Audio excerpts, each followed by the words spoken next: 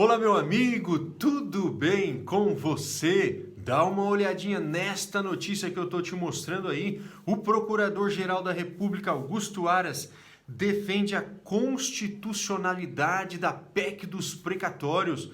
Nós vamos repercutir esta notícia nesse momento. Fique bastante atento porque ela te interessa. Olha só que interessante, um amigo nosso aqui do canal, na verdade a Inês Cavalcante, ela disse assim: Doutor Eliselton, fale sobre o que o Augusto Aras falou sobre adiamento dos precatórios. Agradeço desde já. E também, olha, o nosso amigo Eduardo Andrade falou do mesmo jeito. Olha, boa noite, doutor Eliselton. A questão dos precatórios, eu vi hoje em outro canal do YouTube que a PGR, né, Procuradoria-Geral da República, com o Aras, vai pedir o parcelamento em até 5 anos dos valores. No meu caso, é precatório alimentar, reajustou 28%. Olha que interessante, surgiu aqui entre os nossos amigos do canal, e eu gosto demais quando vocês participam, surgiu aqui entre os nossos amigos uma preocupação com essa notícia do Augusto Aras, o Procurador-Geral da República, que deu um parecer contrário à ação que questiona a PEC dos precatórios, e eu vou te explicar o que isso significa. Será que vai atrapalhar os pagamentos dos precatórios deste ano? Como é que fica toda essa questão? Eu vou te falar agora, mas eu gostei bastante da participação desses nossos amigos e eu quero que você participe aqui também no canal, tá bom? Comente alguma coisa aí, nem que seja somente um bom dia, pode dizer, eu acho muito legal, tem gente que diz assim: olá meu amigo, tudo bem com você? Escreva alguma coisa aí nos comentários pra gente conversar, tá bom? Talvez venha alguma pergunta interessante, eu posso até fazer um vídeo comentando aí a sua pergunta. Muito bem, vamos para o nosso tema de hoje. Quem é o Augusto Aras? Augusto Aras é o Procurador-Geral da República e houve o ingresso de uma ação questionando a constitucionalidade, na verdade várias, mais de uma ação foram propostas ali no Supremo Tribunal Federal, questionando a PEC dos precatórios que foi aprovada no ano passado, 2021. E agora o processo foi para a mão do Procurador-Geral da República e ele deu um parecer sobre a PEC dos precatórios. Então, não está sendo discutido aqui essa notícia, essa matéria não fala nada dos precatórios deste ano, fala sobre o regramento geral que veio a partir da reforma dos precatórios, a PEC dos precatórios. Você se lembra o que deu a causa da PEC dos precatórios? Como é que foi? Quero fazer aqui uma recapitulação rápida para você entender. O governo venha pagando todos os anos corretamente os precatórios, mas no ano de 2021 deu um salto, saiu aí da casa dos 40 bilhões para quase 90 bilhões os precatórios. Mas isso tem um motivo, viu? A culpa não é minha, não é sua, não é dos trabalhadores, dos segurados, não. O que acontece é que os processos ficaram ali acumulando, foram acumulando pelo menos uns 2 ou 3 anos de processo acumulados, aguardando alguns julgamentos importantes, como aquele assunto que ficou bastante tempo no Supremo, esperando a decisão da correção dos precatórios, se era pelo ATR, se era pelo IPCA. E enquanto não saíram estes julgamentos, os processos ficaram paralisados. E depois os processos saíram todos de uma vez e os processos voltaram a andar e culminaram todos no ano de 2021 com um valor enorme, tá? Um valor de 89, quase 90 bilhões de reais. E o governo disse: olha, não tenho condições de pagar, não dá para pagar todo esse valor. Então foi proposta a PEC dos precatórios e a PEC estabeleceu então um teto de pagamento dos precatórios.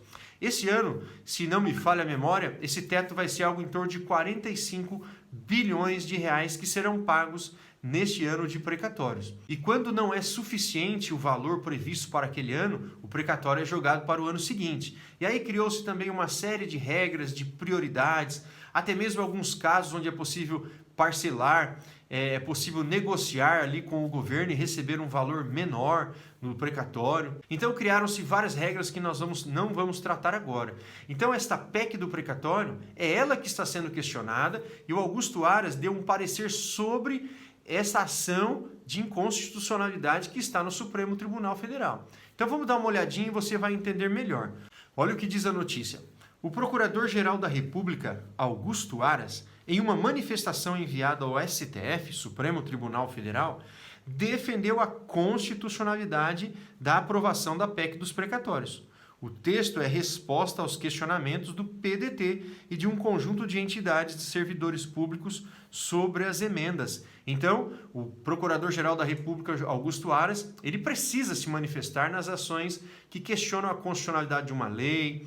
Então, ele tem que se manifestar. E ele deu manifestação no sentido que a PEC é constitucional, ou seja, ela é válida. Ela não ofende a Constituição Federal. Então, vai continuar do jeito que está, na intenção, na manifestação do procurador. Mas esse assunto ainda vai ser julgado pelos ministros do STF.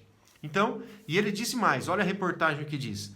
A PEC foi apresentada pelo governo do presidente Jair Bolsonaro e aprovada no Congresso no fim do ano passado.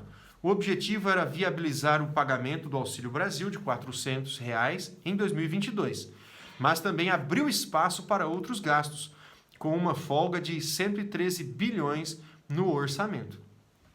Olha só o que diz aqui. Aras defendeu que pelo menos metade dos recursos deve ser usado para pagamento da dívida, segundo a ordem cronológica.